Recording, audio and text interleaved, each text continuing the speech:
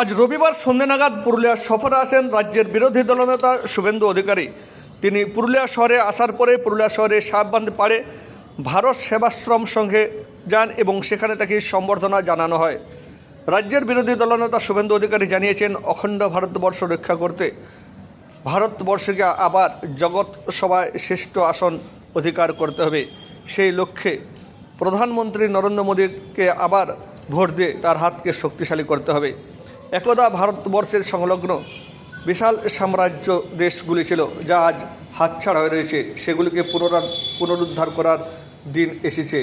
আপনারা 2024 লোকসভা নির্বাচনে ভারতবর্ষকে শক্তিশালী করার লক্ষ্য নিয়ে দেশের প্রধানমন্ত্রীকে পুনরায় প্রধানমন্ত্রী হিসেবে নির্বাচিত করুন নরেন্দ্র মোদীকে।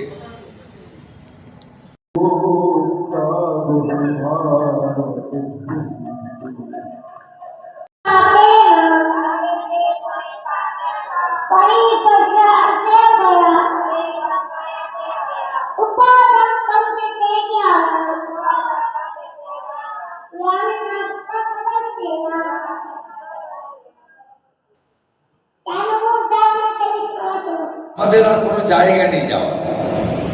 আমাদের পাশে পাকিস্তান, বাংলাদেশ, আর একদিকে বঙ্গোপসাগর।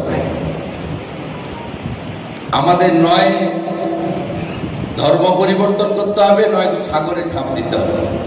এর বাইরে কোনো জায়গা নেই আমাদের।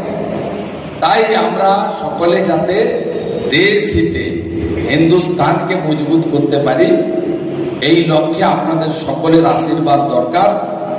এবং সত্যিকারে ভারত যাতে বিশ্বগুরুতে পরিণত হয়, আগামী দিনে অখণ্ড ভারতের যে স্বপ্ন আমরা দেখি, সেই কোথায় আফগানিস্তান, কাজাকিস্তান থেকে শুরু করে চীনের একটা বড় অংশ, তিব্বত, নেপাল, ভুটান, বাংলাদেশ, ব্রহ্মদেশ সব আমাদের ছিল। অখণ্ড ভারত আমরা যাতে ধীরে ধীরে ধীরে ধীরে সেই লক্ষ্যে পূর্ণাঙ্গ ভারত, অখণ্ড ভারতের যে বৈভব, সেই বৈভব ফিরিয়ে আনতে পারি, তার জন্য আপনারা আমাদেরকে আশীর্বাদ করুন। কারণ আমরা যে কাজে নেমেছি, সেই কাজে আমাদের মূল লক্ষ্য হচ্ছে নেশন ফার্স্ট, রাষ্ট্র আগে, দল পরে, ব্যক্তি আরো অনেক পরে। দুর্বল নেতার হাতে দেশ থাকলে কি হতে পারে আমরা ইউক্রেন দেখেছি। যদি দুর্বল নেতার হাতে দেশ থাকে, আমরা দেখেছি আফগানিস্তান, তালিবান আসার পরে নয় ধর্ম ছাড়ো, নয় দেশ ছাড়ো, সেটাও আমরা দেখেছি।